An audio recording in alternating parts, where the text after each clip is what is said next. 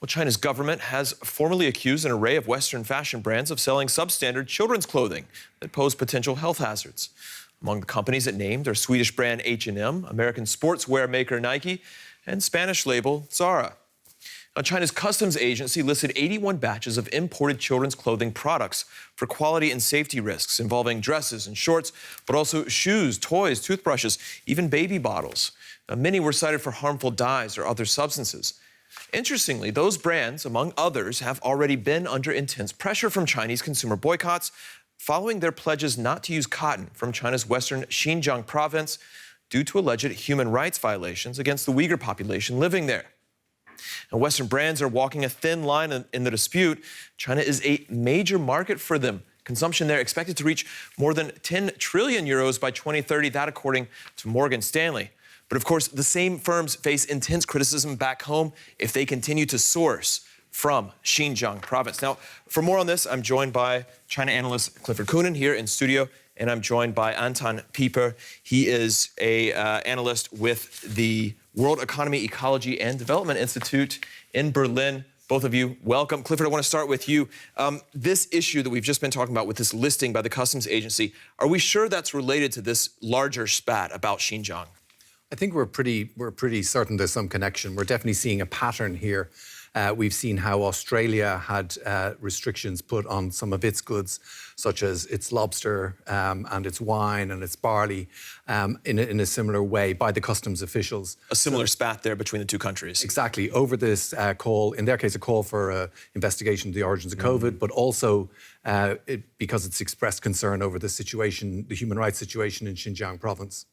Anton, I want to ask you, China has so much leverage against companies because it's such a big market. How difficult does that make your job when you're pursuing ethical sourcing for companies? Well, it makes it more difficult, definitely, because what we can see here is a political Chinese reaction, to an atmospheric transformation of world trade. This is a trade measure which comes close to what one could call actually a trade war. Western governments increasingly incline to the pressure of civil society organizations, such as REIT, but also others, and progressive international companies to forge way for due diligence legislation. That is to say, for laws that are in line with international binding human rights standards, such as ILO conventions, or also on a voluntary basis, the OECD guidelines for multinational enterprises. And these standards clearly forbid human rights abuses, such as child labor, which is the case on cotton plantations in Xinjiang. Well, now, Clifford, it's up to companies right now to try and figure out how they want to do it, if they want to appeal to the major market or if they want to try and follow these standards, essentially. How are they navigating?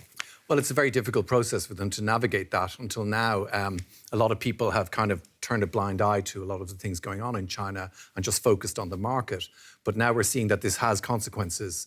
For example, we had a case because the US has imposed sanctions, and they recently, last month, they blocked a shipment of Uniqlo clothing from the Japanese fast retailing company because of, they said that it was made by in Xinjiang by the cotton companies there. So it's a big problem. Also, 20% of the world's cotton comes from Xinjiang. So there's a lot of balancing to be done. A lot of it's going to be threading the needle. Exactly. It's a big question for firms now dealing with Xinjiang. Now, Anton, you and I talked earlier about this. You would argue that governments should be providing cover for companies through basically providing the laws that force them to make decisions on this or adhere to certain standards. Absolutely. That comes down to the question of voluntary versus legally binding measures. What we are doing is we talk to companies and propose concrete measures how companies can actually implement UN guiding principles and comply with international human rights standards. Just to give you a very short example of what that could be. For example, robust complaint mechanisms. But what we have been witnessing over the past years is the failure of voluntary approaches. Like in many voluntary approaches, initiatives All right, I think we're having some technical issues. Such as multi-stakeholder initiatives, they're quite high. Okay, right. Can you still hear me? Yeah, we just lost you there for a moment. I want to finish up with one more question to Clifford. Anton, I think we got the gist of that answer right there, that a lot of those voluntary measures aren't quite working.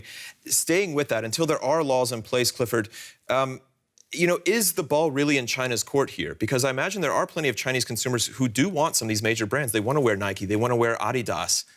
It's true. I mean, the fact it's such a huge market means it's a very difficult one to ignore. I just trying to work out how things are going to proceed. You know, we saw that the Chinese investment deal recently, the EU-China investment deal, that's been frozen largely over these kind of concerns due to the sanctions.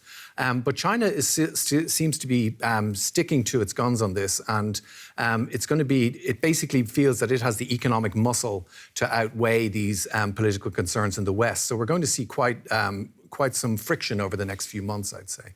All right, Clifford Coonan here in studio, Anton Pieper. Thank you both very much.